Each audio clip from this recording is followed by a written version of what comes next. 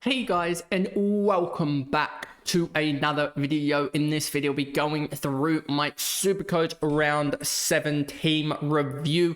I ended up scoring a 24-42, which was 18k round rank or so, and puts me into the top 10% for the first time in about 4 weeks or so, or maybe 5 weeks, at a rank of 17,282. Up around about 3k slots. So yeah, I am on the rise. I'm not doing the best, but I'm definitely on the rise, which, I mean, if I can just finish top 10k on both platforms after such a horrific start, I mean, it wouldn't be the worst. And then we draw into AFLW and then also BBL. BBL is where I definitely feel I'm a lot stronger compared to AFL. But anyway, we still go on with this. And yeah, it was a decent round. I started off the round really well with the Gawn VC.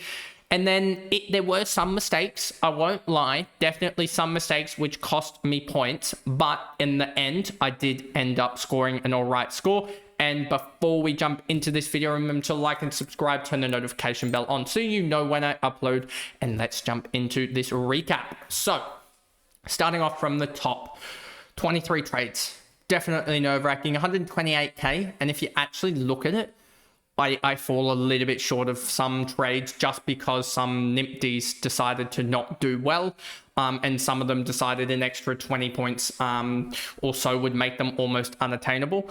So yeah, if basically putting it this way, if the likes of Levi Ashcroft had gone another 10, 15 points and Petrarca like 10, 15 points the other way, you're looking at me being able to get Petrarca from Levi Ashcroft, which would be a lot easier. But I can't do that. So yeah, we'll see how I get him in the end. But yeah, hopefully can get Petrarca this week. But that's for Tuesday, Wednesday, Thursday videos.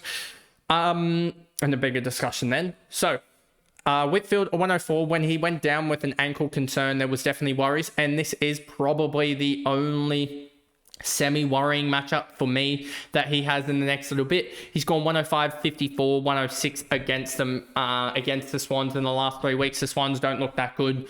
Players are getting around the James Jordan tag at the moment. So I'm not too concerned, but then he has Geelong the next week and Freo, Carlton, Brisbane. So yeah, if he gets through this week and doesn't really drop a bad game, then he's going to become near on impossible to actually get, just because he's just going to put up consistent scores with the potential for 140 games in the future as well. Zorko, he was back to his best as well, another 104. So the backline actually pretty much produced. And if you look at it, Pryor's score actually dropped out, and if I put Stone on, I would have gained. If I put Stone and also Cleary on, I would have gained. Who would have become my lowest score? It would have been Levi Ashcroft at 68 would have become my lowest score.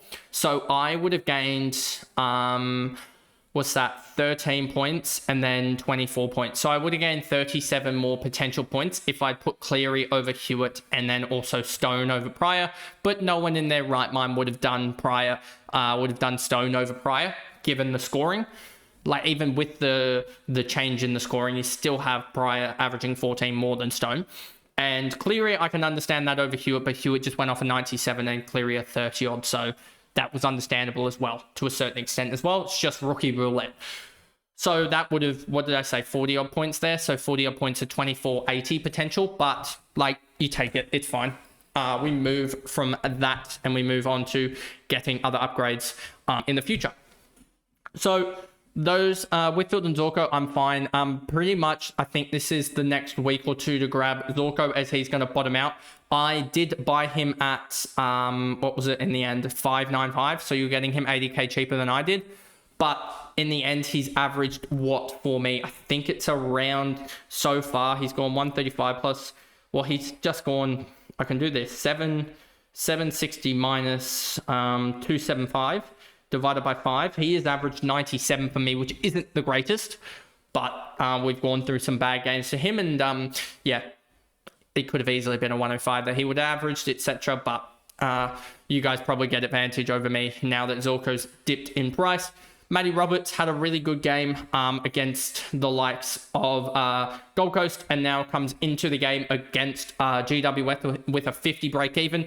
If he goes 100 or so, he's going to tip into the 500k bracket. And yeah, we're right on the edge of him not necessarily becoming a primo, I would say, because he is still averaging 103. It's around about the 10th best, I believe, in the defender line. But he's becoming close to that. He definitely is a primo, I should say, but he isn't, how do I put this? The top of the line, and he's starting to get edge into that territory of being a keeper.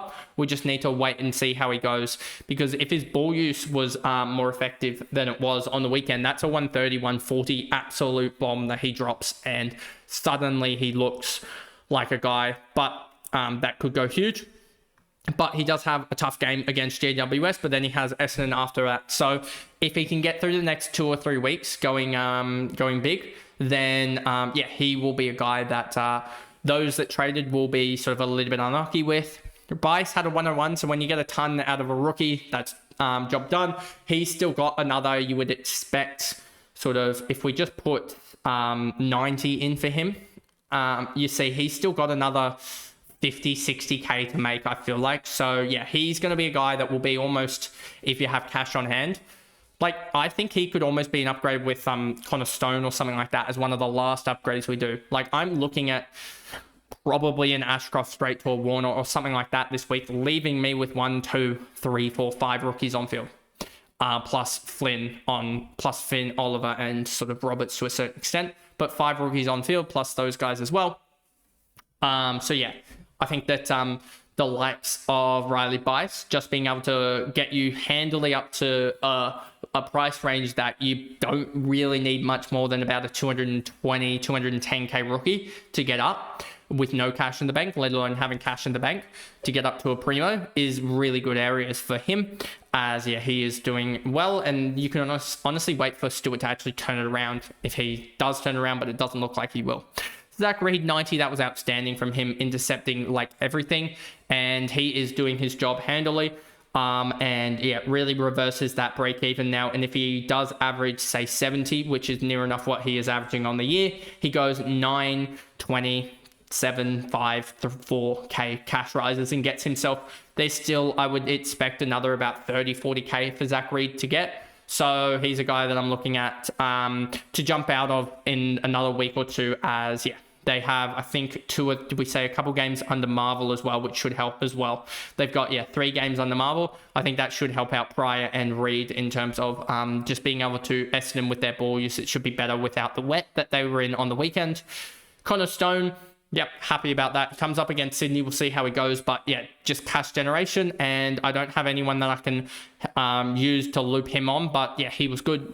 And there's potential for him to go in the next couple of weeks if I want Buslinger. But we'll see how Buslinger goes. Just because there's not many rookies coming up through.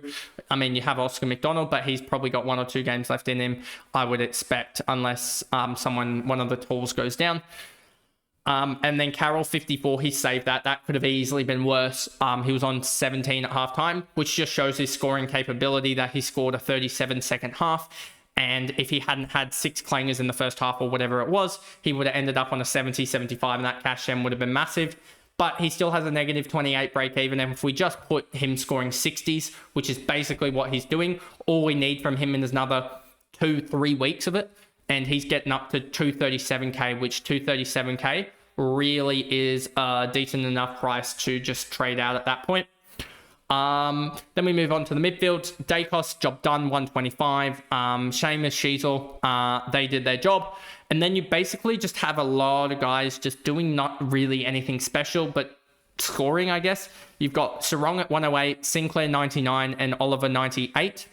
All did their job. A little bit disappointing on the ball use side for Merritt and Dawson. That really held them down, and that was, I think they had 120 plus, Dawson was 100 in fantasy, but that was 103 quarters, and Merritt was 120 in fantasy, and they just had negative splits, whereas they usually have sort of 1.05, 1.1 multipliers, so that could have easily been another 50 to 80 point pickup from them. They've been really disappointing. I put out Dawson's stats, and the reason sort of, in my belief behind it, is Crouch in that midfield. So it sort of shows that that's not the best. And then you've got this midfield, and I think most people are in this situation where no one has any cash gen on the midfield, because I don't think anyone in the midfield actually gained cash. And I'm just going to show you this in this way here. So if I go this and I go midfielders, and then I go cash cows, I think, projected Neil Erasmus. No, he didn't even play. So if I go to round 7 summary and I go to points in the midfielders. So you had Xavier Lindsay, most people have him. Henry Huswaite hasn't made cash. Elijah Hewitt 65. Not many people have Corey Warner. Moraes made 4K, but his cash generation I think gets even worse after this week. He gets down to a 35 break even, so he could start making cash, but 4K is not really much. Holman going down, who not many people have. Taylor, Finn O'Sullivan making a little bit of cash for those that have him, 6K, but that's not really anything. Isaac Kako, Hamish Davies, no one has either. So Kako made 8K, so no one's making that dramatic movement in terms of cash generation.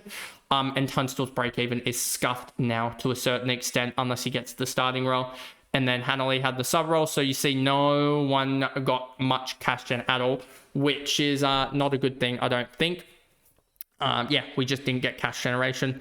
And we have quite a lot of just ball magnets just with DMPs. So that's why I'm not too worried about Hall, Gross, and Camporelli on the bench. We expect Gross to be back into the side hopefully this week. We kind of expected it last week, only for McWalter to pull the plug and not actually play him, which was very disappointing because the West Coast looked, again, pathetic. They just look so lost. McWalter doesn't look like he actually knows what's going on, to be simple with you. So yeah, what did they lose the contested ball this week from?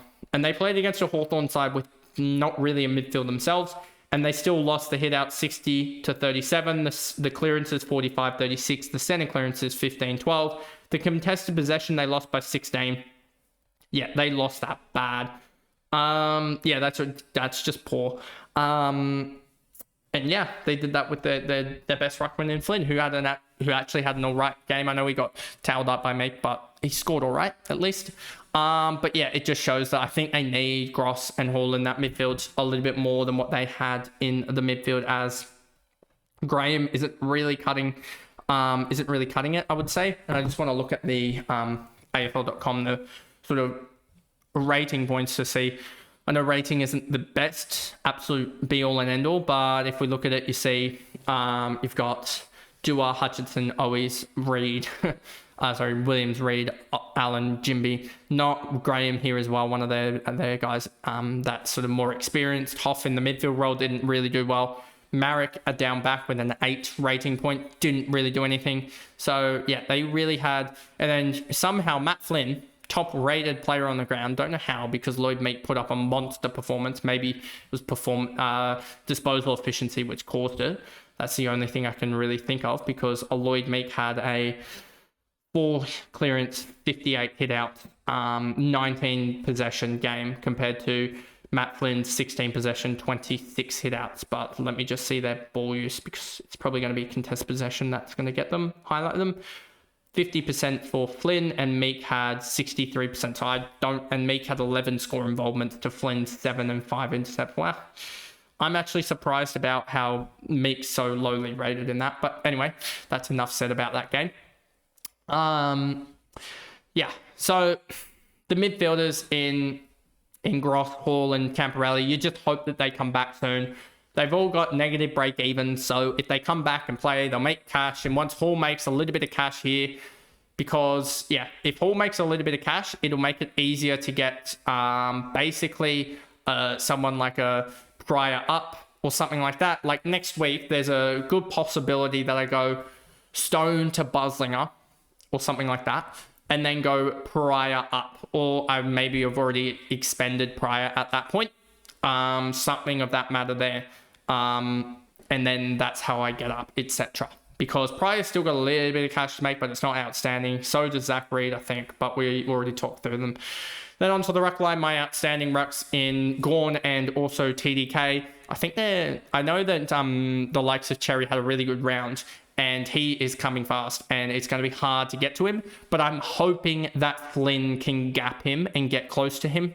If we look at Cherry, he went up 25k, but if we look and scroll down just a little bit further, you've got Matt Flynn making 80k almost, and still has a minus 45 break. Even if he goes and scores a 100, again, he makes so much cash. If we just look at that quietly here, if he goes and scores 100, he goes up roughly about 61k or so. I think that's right. That doesn't look right because the projected said he makes 62k. So something's a little bit off there. But you would expect him to make somewhere around, let's just put it at 110 and then say that that's what he gets for 100. Yeah, he makes somewhere probably close to about 63, 64k, putting him at 407k. And then the week after, he's probably going to make another 35, 40k. So suddenly in 2-3 weeks time, he's made 200k and basically got you, almost saved you having to upgrade, use another rookie to upgrade. And yeah, he's a guy that I could easily see popping a big sort of 130 game as well somewhere here. I know that he'll get dominated by Gawn, but I could easily see him doing something like this. And suddenly in the space of a couple weeks, he's at 515k, something like that. And if he isn't, well, I mean, at that point, he'd be almost a keeper. But yeah, that he's just doing so well at this point. And if they don't drop him, he'll be probably just the flex for foreseeable future at the moment.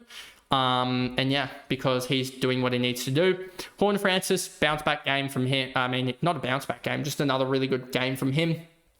Or was it slightly a bounce back game from the lower Swans game? But the last 4, he's been outstanding. That is 477 points in 4 weeks, which is almost 120 average. Bailey Smith went 120, huge game from him.